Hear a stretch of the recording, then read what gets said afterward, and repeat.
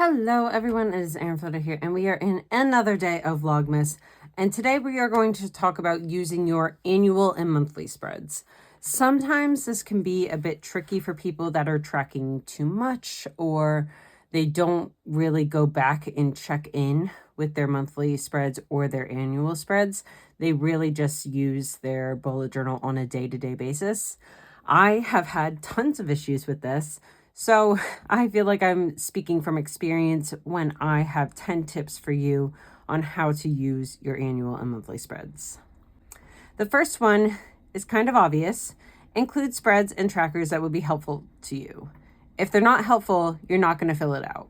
So the very first thing is take a good check-in with yourself and think, what can I actually use this bullet journal for? What are things that I actually want to do? What are things that I actually want to track? What are things that I actually want to fill out constantly that will aid me in either my bullet journaling, aid me in my life, aid me in my family, things like that.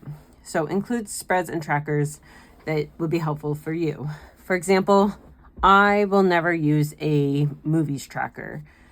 I've tried before, has never worked.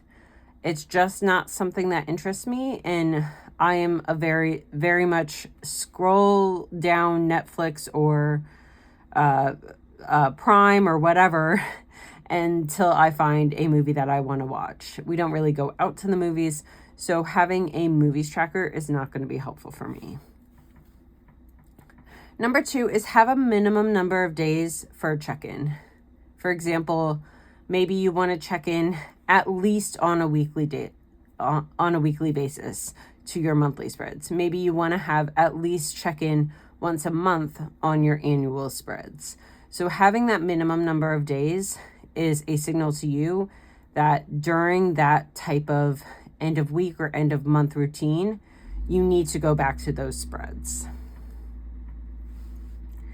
Number 3 is track items that you have a digital footprint for. This is so helpful for me.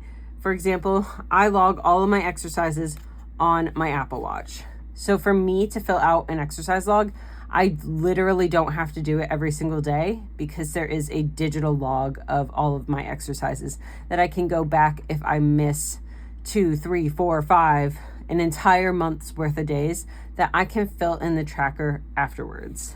Same thing with budgeting and finances. I use my credit card for everything. So I have a digital log with my bank on all of my financial types of things. If I'm going from a budget, I have a budget already in mind from the start of a year that I can go back and reference. So those are items that I'm talking about, or even on the calendar app in your phone. You know, if you're doing a future log, you don't necessarily need to check in with it every day and put things in your future log every day. But as long as you are putting things in your calendar app, you can always go in at the end of the month and fill in things to your future log. So that's what I'm talking about when I'm talking about having a digital footprint for something. So also tracking items in there that you also have a digital footprint for. But the act of tracking it in your bullet journal is helpful for you. Number 4 is also track on your daily page. Another example, I do this on my for my exercises. I do it for my glucose monitor. I do those on a daily basis. And so, like I mentioned, my exercise log, I can fill all of those things in at the end of the month if I really wanted to, because I can either look in the app or I have it tracked on my daily page. So also tracking things on your daily page, not only does that reiterate what's important to you, but it also lets you fill out the trackers afterwards as well. Max says hi. Number 5 is set a reminder for time-specific trackers. For example, if I am doing my body stats at the start of every month or the 15th of every month, whatever day you decide to do it, I would put an alarm or a reminder on my phone. Mostly because I look at my phone the most. Out of anything in my life, I look at my phone the most. So having an alarm go off or scheduling a recurring event for the first of every month to do my body stats is super, super helpful. It is always a reminder for me.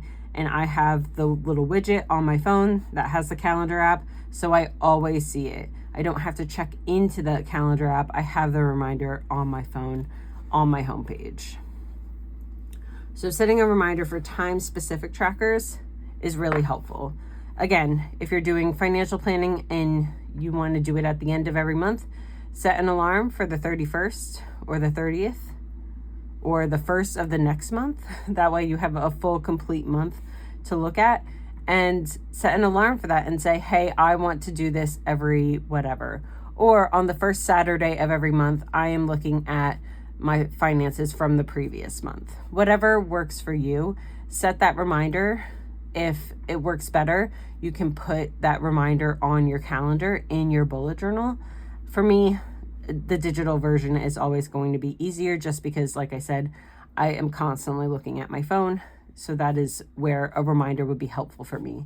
If you are constantly checking into your monthly pages, then maybe having it on the calendar app is fine for you, or having it on the calendar in your bullet journal is fine for you. Number 6 is adding to your habit tracker. So if you add bullet journal check-in as a habit tracker, then when you're filling out your habits every day, it's something that you're naturally going to do. You're going to be like, oh crap, I haven't done that yet. Let me go back. Let me do a full review. So adding to your habit tracker, super, super helpful, especially if you're a completionist like me. I love having my trackers completed. I try to aim for things that I will do at least like 5 days a week on my habit tracker. And ideally it would be every single day, but sometimes that's not realistic. For example, strength training. I'm not strength training every single day. I do aim for it 4 to 5 days a week. So it still looks fairly full.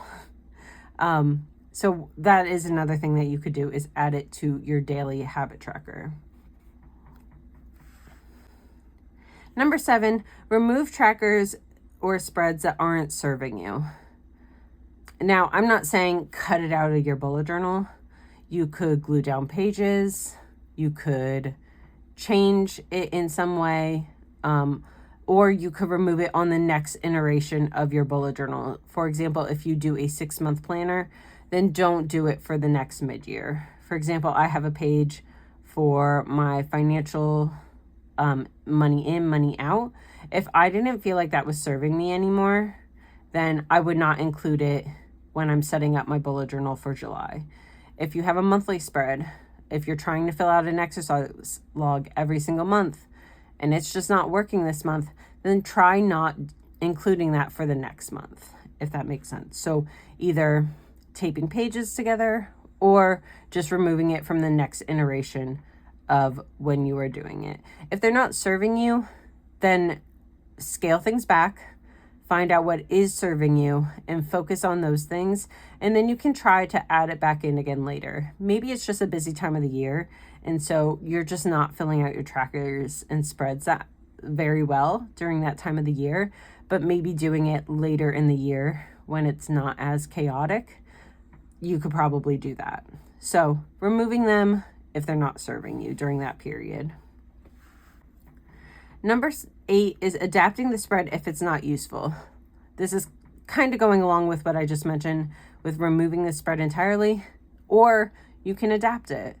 Say you have a very complex habit tracker for 1 month, and then the next month you are thinking, this was way too complicated for me. This is not going to work again. I need to adjust this. So you can adapt the type of habit tracker that you are doing for that particular month. Again, same thing if you have a very complex tracker for your annual spreads, try to adapt it for the next one. You could also try to adapt the current spread that you're using.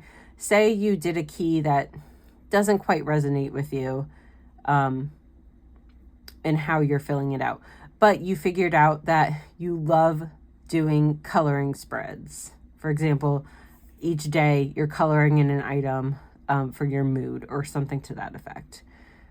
and you find that that is really, really helpful for you.